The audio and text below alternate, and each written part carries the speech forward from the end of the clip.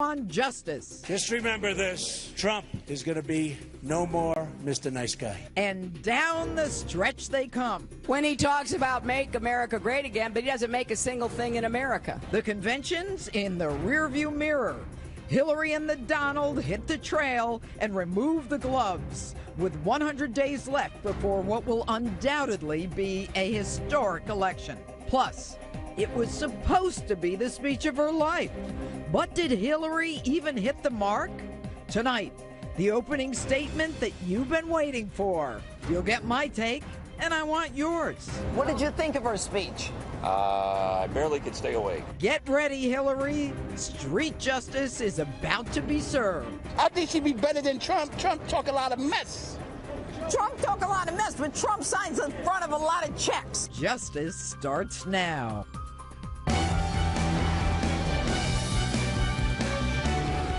Hello and welcome to Justice. I'm Judge Jeanine Pirro. Thanks for being with us tonight. The Democratic National Committee's convention in Philadelphia was about lovely ideas. It was about unity and inclusion and global humanity, concepts that we're stronger together. Cue the birds and the butterflies and that law library love story of Hillary and Bull. Oh, sorry, Hillary and Bill. It sounded so sweet. They're all wonderful themes. But without addressing whether you can even believe a word that comes out of Hillary's mouth, that kumbaya stuff has absolutely nothing to do with being a leader. A leader is one who drives the economy, creates a strong national defense, and is painstakingly honest. So pull your heads out of the sand and snap out of it. A leader is someone who protects you, who sets the stage so you can make a living and feed your family. What does this kumbaya fest have to do with the crisis that is facing Americans today? And whether you like him or not, Donald Trump talks about real issues. Hillary says he paints a dark, divisive picture of an America in decline. But ask yourselves, are you better off? Do you feel safer than you were before these two got into power? Is America more united than it was? Are race relations better? Is police esteem anywhere near where it was 8 years ago? It was during those Obama-Clinton years that 22 veterans a day committed suicide, not even able to make an appointment with a doctor. And whether you like him or not, Donald Trump is hitting the core issues, asking all the right questions, starting all the right conversations. A man who is willing to take on political correctness that is destroying this nation. Do illegal immigrants coming across our southern border include criminals? After 60 years, is NATO simply an organization in search of a mission? How do we stop ISIS and radical Islam in our homeland? But instead of giving him credit, we denounce him. So who are you going to believe? The one who says she has the best of intentions and a heart of gold? Don't be so naive. Even a hard-boiled egg has a heart of gold. And the last night of the Democratic convention was all theater, political theater. Even Hillary's video was Hollywood orchestrated by Shonda Rhimes, who ironically writes the TV hit Scandal about a president having an affair in the White House. And while the theater of flag waving was going on inside the convention theater, the American flag was being burned outside as Mexican and Palestinian flags were being waved. Hillary, the consummate Washington insider, tells you that she will be your savior. In my first 100 days, we will work with both parties to pass the biggest investment in new, good-paying jobs since World War II. Didn't Obama already do that? And I still haven't met one person who got one of those shovel-ready jobs. And then the next day, Hillary starts. I think that we've got to have more good jobs. We've got to raise wages. We've got to tackle inequality. We've got to make this economy work for everyone, not just those at the top. All good, except we can't believe a word of your promise. You said the same thing in 2000 when you ran for Senate from New York, promising 200,000 jobs to upstate New York, including farmers suffering from a defeated economy. Not only did you not deliver any of those 200,000 jobs, but New York suffered a net loss of 6,300 jobs. Hillary and the Make the Economy Work for not just those at the top? Aren't you the one at the top? You take your money, obscene amounts, from Wall Street. How did you go from being dead broke to being worth more than $200 million while in government? And how about that tax-free alleged 501c3 Clinton Family Foundation that's gotten more than $2 billion since you've been in office? That so-called charitable organization where it's estimated that 85% of expenses are for travel, meals, hotels, airfare for many ex-Clinton operatives, leaving 15% for charities. And I'm not even going to discuss the human rights-hating countries that gave you that money and what they got in return from you. But since more than 60% of Americans don't believe a word that comes out of your mouth anyway, let's move on to someone else. General Allen.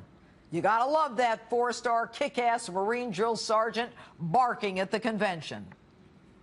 To our enemies, we will pursue you as only America can. You will fear us.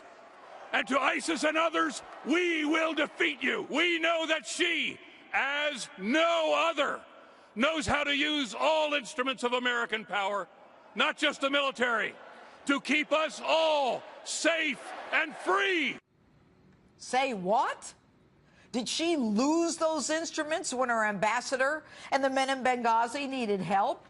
It was her use of American power as Secretary of State that started the disaster in Libya that culminated in Benghazi. It was while she was in charge of our foreign policy that the JV team ISIS barreled through Iraq and has since arrived on our homeland. It was under her leadership that the whole Middle East went into flames. General, were you even a part of the discussion that led to our early withdrawal from Iraq? Do you support the rules of engagement that tie our soldiers' hands behind their backs in Afghanistan? And while we're at it, you talk about our precious Muslims? Did you make one peep about our precious veterans dying waiting to see a doctor at the Veterans Administration? Did you object to the sequester, the reduction of our armed forces? With all due respect, General, you belittle yourself. And how about the rest of the convention? I get that we're stronger together, but do you really think it's a good idea to showcase those who came here illegally at a national presidential convention? And to showcase the mothers whose sons were killed in law enforcement confrontations? Not the least of which was the mother of Michael Brown. Michael Brown was a thug who had just committed a strong-armed robbery and reached for a cop's gun. And during the hard-fought moment of silence for cops killed by African Americans because they were white, the chants of Black Lives Matter disrespected the silence at the Democratic convention. Now, Hillary Clinton and her husband are fundamentally dishonest. And whether or not you buy the Liars Convention theme of Stronger Together, you still have to deal with the issues confronting America. So let's get rid of the birds chirping and the butterflies fluttering and the long white flowery skirt that Hillary wore. It's all political theater, folks, with lip service to themes of unity and oneness. Just to prove my point, the woman who jeopardized our national security with her private server had her emails hacked again. And for all you women out there who think that electing a female president will lift us all up, just ask yourselves if electing an African-American president lifted up the blacks in this country or made race relations better. It's time to face reality and the ugly truth of the world that we live in and how we're going to survive in it. And that's my open. Tell me what you think on my Facebook page or Twitter. Hashtag Judge Janine. And with me now, my political panel to react to my open and all of the latest breaking news, Donald Trump surrogate Republican strategist Boris Epshteyn and Democratic strategist Sasha Burns. All right, guys, let's talk about the convention. Hillary Clinton clearly had a very Hollywood-orchestrated convention. Donald Trump had more of the ordinary people. Would you agree? Well, he had 2 soap opera stars and Scott Baio, so I don't know that I would call that normal. I would call it he couldn't get anybody except for his family and someone who works for him. He couldn't get Jeb Bush. He couldn't get George Bush. He couldn't get George H.W. Bush. He couldn't get John McCain. He couldn't get John Kasich. So was it normal people? It was because Republicans don't want to be near him. Isn't the fact that Donald Trump, like Bernie Sanders, is an outsider, and that Hillary Clinton is the ultimate insider establishment? You know what I'd go with? That's a yes or no question. Sane and competent. That's what Bloomberg said. You don't have to agree with her. Okay, go ahead. Sane and competent. So we can also about Al Gore wasn't on the Democrat line. Here's the bottom line: 70% of people in this country feel the country's going the wrong direction. They feel 72%. They feel so. It's actually between 70 and 80. Certain polls have it as high as 79.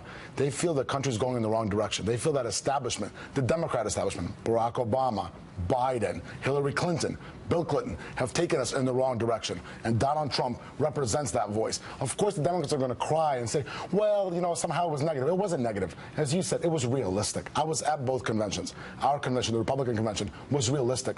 It was the voice of the people. The Democrat convention, kumbaya crowd. Let me ask you this before we waste time. The voice of the people. The truth is that the Democratic convention was more star-studded. I don't think there's any question about that. But you know, when you say that Donald had his children, I think they are his strongest weapon. Sure, absolutely. Well, then let's elect one of them for president, not Donald Trump. The Democrats because live in a bubble. They seem The Democrats slightly live in a bubble. More sane than he does. The Democrats live in a bubble, and that's why they have these Hollywood stars who don't know what's going on in the real world. Sasha, did you even hear Donald Trump's his presentation at the convention? Of course I did. He thinks America is a hellhole. He thinks that our military is terrible.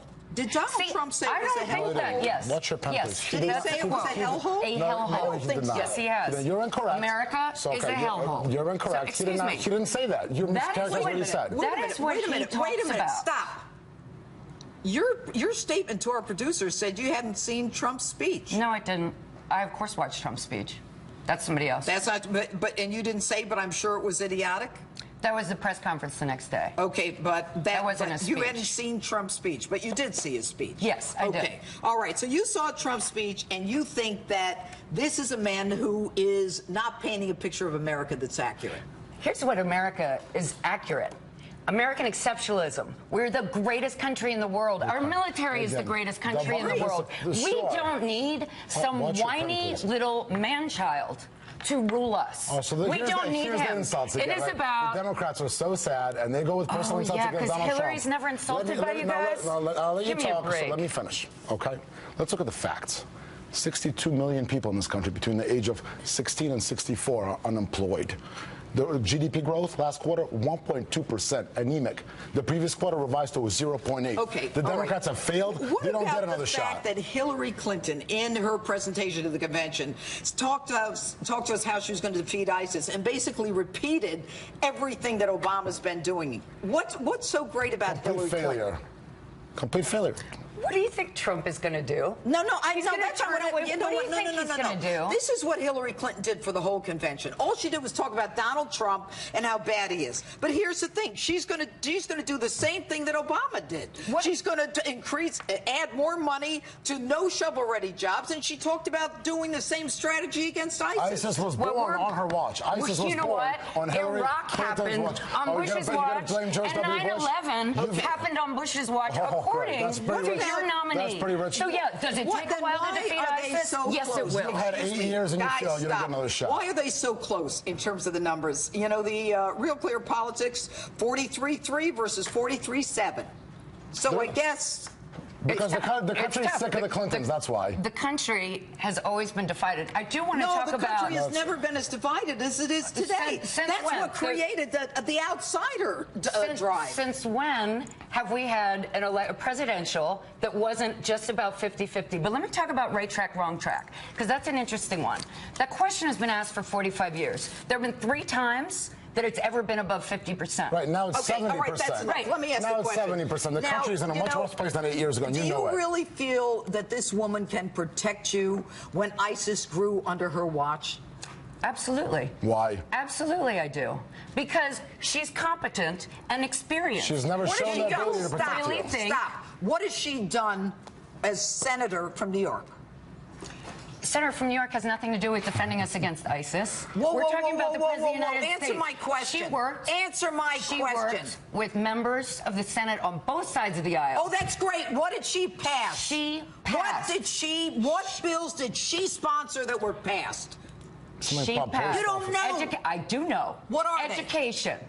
That's health insurance. Look, there are 3 bills that she sponsored that were passed. One's renaming a road, the other's renaming a post office, and the other was a resolution where we congratulate her. While she was Secretary of State, ISIS came into being. Boris Epstein and Sasha Burns, thanks for being with us. Thank you. Judge. All right, and another huge issue front and center for Americans voting in November, the economy, and which presidential candidate's plan will help your family the most. With me now is Donald Trump economic advisor Steve Moore.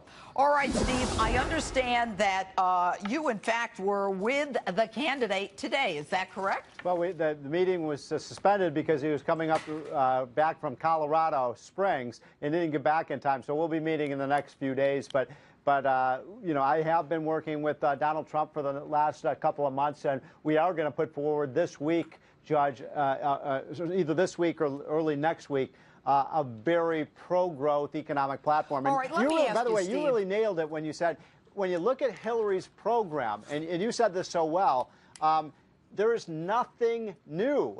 In other words, what she proposed was raise the minimum wage, raise taxes on rich people, more shovel-ready projects. We've done that for 8 years. It hasn't worked. What we're going to be talking about is a really dynamic new program to get America back to work again. All right, I want to ask you about some of the things that were said at the convention by her. She says that anyone willing to work in America should be able to find a job to get ahead. How is that going to happen when, for the last 8 years, that hasn't been the case? What will she do differently? Well, that's the whole point. Nothing. I mean, I don't know about you, Judge. I didn't hear one new idea in that entire speech. Give more things away for free, raise the minimum wage, and so on.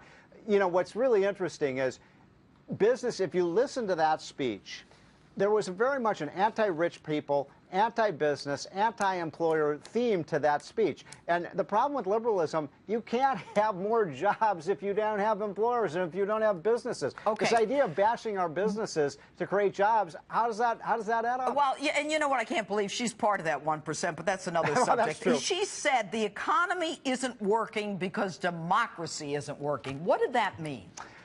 I wish I knew what that meant, but it is true the economy isn't working. I mean, my goodness, we've had, just look at the Wall Street Journal front page today, Judge, worst economic recovery since the 1930s, since the Great Depression. That wasn't the editorial page, that was the news page. I mean, we've gotten more and more bad news. I actually think right now, Judge, that we're not in a recession, but the businesses in America are in a recession. The only thing that's keeping the economy afloat right now is the consumer. And as their wages stagnate, how much longer can consumers do this? Because we're up against a break. Yeah. What is Donald Trump going to do that can change things? We're going to do 3 things right out of the gate. Number 1, we're going to reform the tax system, biggest tax cut since Ronald Reagan. We're going to cut the business tax rate to the lowest rate in the world so those businesses come back. Number 2, we're going to have a pro-America energy policy to produce our oil, our gas, and coal. We have more oil and gas and coal than any other country in the world. We should be using it. Hillary's against that. Number 3, we're going to repeal Obamacare, and we're going to put in place something that is pro-consumer, reduce costs, because I don't know about you, Judge,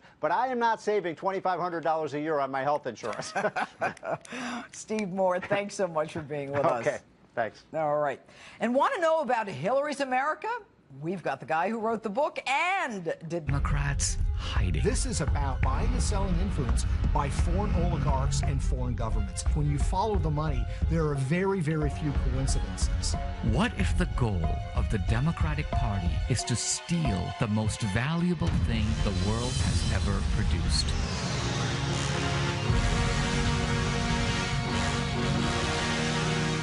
What if their plan is to steal America? That's a clip from my next guest's new documentary, Hillary's America, The Secret History of the Democratic Party. It's currently the top grossing documentary, the #1 documentary of 2016. Filmmaker and author Dinesh D'Souza joins me now. First of all, I guess congrats are in order. Thank you. You know, you are killing it with this. Well, the movie's timely, and you know, we opened it last weekend, so you had the whole big song and dance routine at the Democratic Convention, and we had a counter-narrative exposing all that nonsense in 1,200 theaters across the country. So I think it was a wonderful contrast. They were giving us the official story. We were giving people the real story. Let me ask you something. You know, if you watched, Dinesh, the two conventions, it appears that, you know, the Democrats are trying to claim that they are the party of the people, the party of the underdog. Is that true?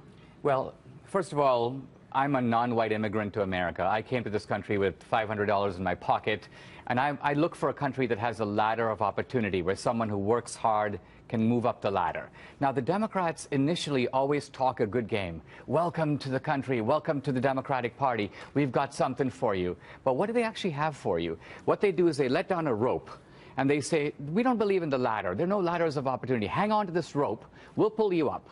But what they do is they pull you up a little bit, and they hold. And so you're suspended in midair, you're dependent on them. But they don't actually intend to pull you all the way to the top, because then you're going to walk off and say, I don't need the Democratic Party. And this is what they do with the blacks, this is what they do with the Hispanics. So their claim to be for the underdog is a political scheme. Their only interest is in getting those people's votes and making them politically dependent. Okay, but how do you prove that? You know, one of the questions that was asked in that little clip was, you know, what is the Democratic Party? You know, what if they weren't really doing or saying what they say they're doing? What are they doing? Well, let's look at what they've done historically. In a nutshell, what they've done historically is the Democratic Party was the party of slavery. It was the party of segregation, of Jim Crow. Every Jim Crow law, every segregation law in this country was passed by Democratic legislatures. The Ku Klux Klan was the military arm of the Democratic Party for 30 years. Now, these are facts. This is how they've actually treated minorities. But the progressives are really good at writing the history books and covering all this up. So today, if you went to the ordinary black guy and said, which is the party of the Ku Klux Klan? He'd go, well, that's Trump. That's the Republicans. The Republicans. Not true. Now, today it's the same thing. The Democrats, I think, look at the Clintons. I mean, they've been on the make since the Arkansas days. Look at Bill. I mean, they were renting out the Lincoln bedroom. They were selling pardons to big-time felons. Hillary was renting out American foreign policy as Secretary of State. She talks about commercial diplomacy. It's been very commercial for her. As someone who's an immigrant, you said you came to this country with $500 in your pocket.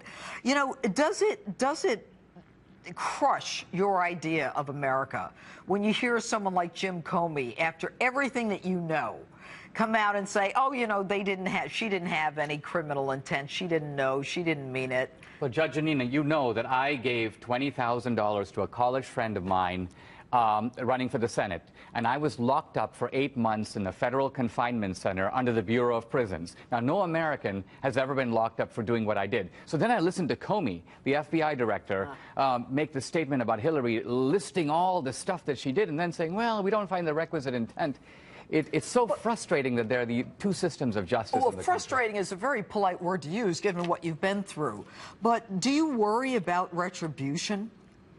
I do a little bit because I believe the Clintons are unscrupulous.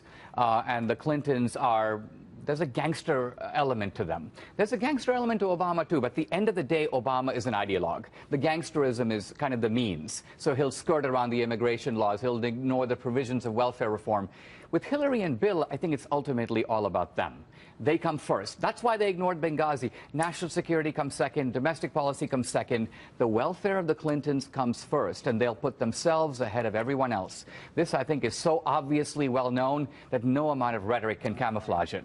Dinesh D'Souza, congratulations on your film, Hillary's America. Thanks for being with us. My pleasure. All right, Street Justice is still ahead tonight. I'll get your take on Hillary Clinton's speech. And next, Black Lives Matter and the general election. Fox News contributor and best-selling author Kevin Jackson joins me live to talk about how the lack of respect for the rule of law could have an impact. Lives Matter movement among those in the spotlight this week at the Democratic National Convention.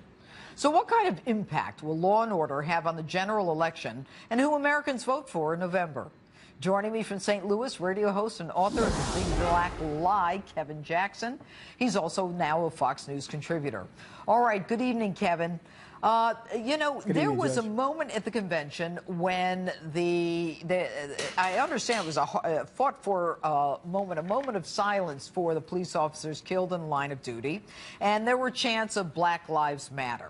Now, it appears to a lot of people that the Democratic Party was more focused on those who were killed in confrontations with cops, as opposed to cops who were just recently in Dallas and Baton Rouge killed because they were cops. Right. Well, you know, the last time they had their convention, they booed God, so I guess this is a bit of a step up if you think about it. It was pretty crass.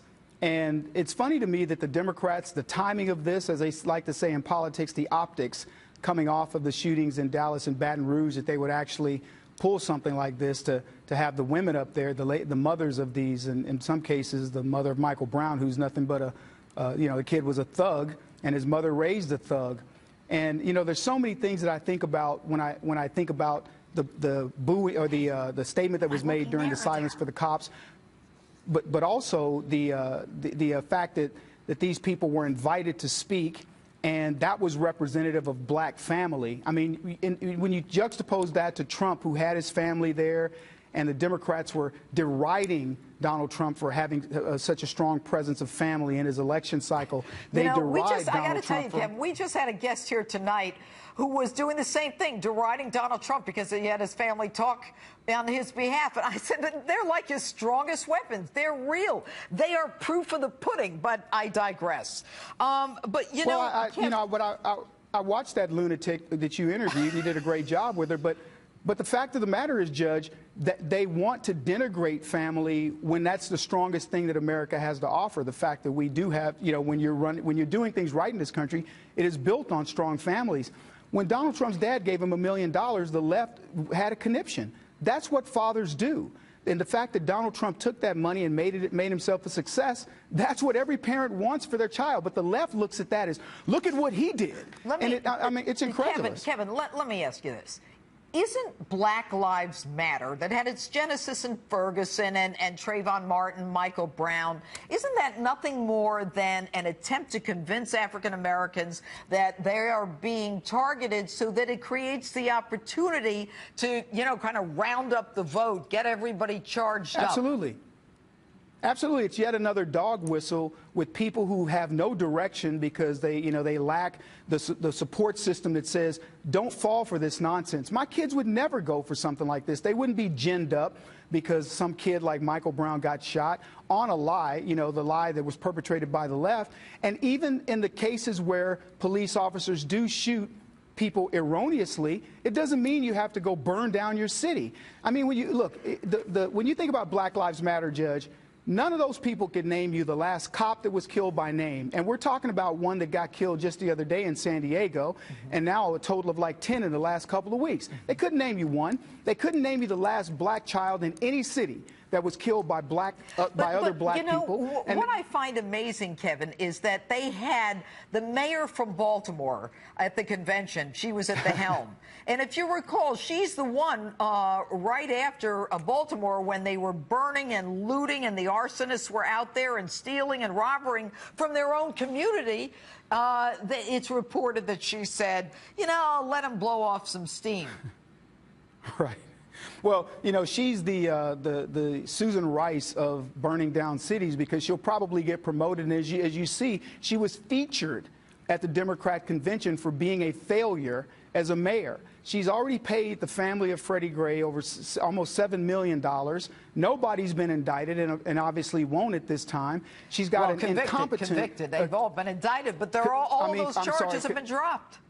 If they weren't acquitted or hung jury, the charges were, it's over. And the city gave him $6 million or $7 million before there was even a conviction. Yeah, $6.8 million before anything ever hit the streets. Not to mention, what is the toll to the taxpayers of Baltimore for the people burning down the city? So, look, it was built on a lie. It's a terrorist group, is what it is, to be honest with you.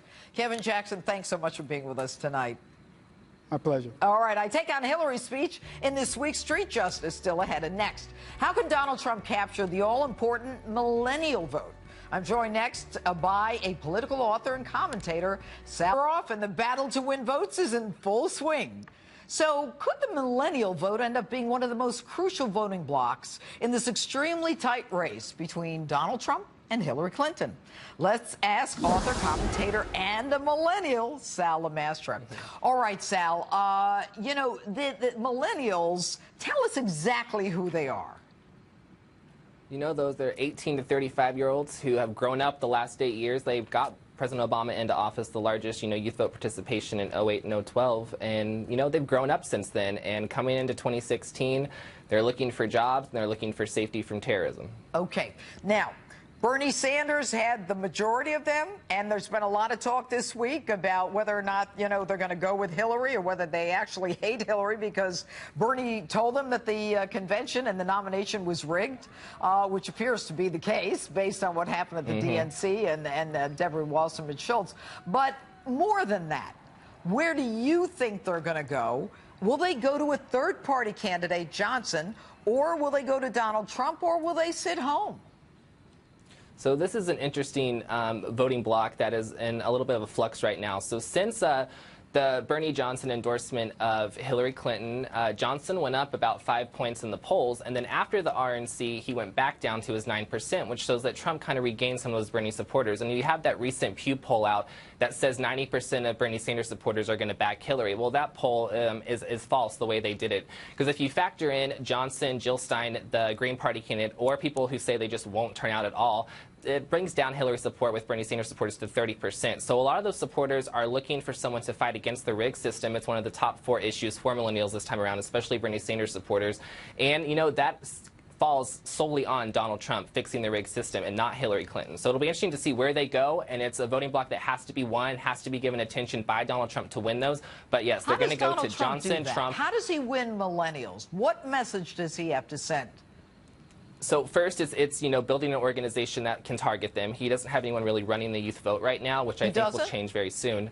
But what he has going forward is it's all about messaging. Messaging is the most important. So Donald Trump's big thing, is dealing with, the wall. Let's just pick that one, for instance. He talks about building the wall to stop illegal immigration. Well, millennials are the most diverse generation in American history. So what Donald Trump has to do is relate that back to terrorism, which is the #2 issue for millennials. So when he talks about building a wall, it's to protect you, to, enforce homeland security. And that's how you win millennials, is messaging. If you look at the polls and with the Harvard IOP polling, millennials support most of Donald Trump's policies. They're just not being messaged correctly to win them over.